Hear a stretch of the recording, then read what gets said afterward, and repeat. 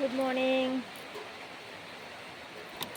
সকাল সকাল আজকে বসে গেছি কাজে, আমার কালকে দিতে হবে, এই জন্য চা খেলাম। সকাল সব কাজ হয়ে গেছে, তো বেশি টাইম হয় না। এখন কয়টা বাজে? ওখানে তোমার 9টা বাজে না। কামটা একটু করে নিই। এত কাজ আসছে না, সব ইমার্জেন্সি। মানে আজকে নিয়ে আসবে, বলবে কি পরশু দিন লাগবেই। তো এত তাড়াতাড়ি কেমনে দেবো বলো? উপায় নাই। এখন সারাদিন বসে বসে না আমার একদম কোমর নিয়ে আর দিতে পারছি না, এত কোমর ব্যথা হয়েছে।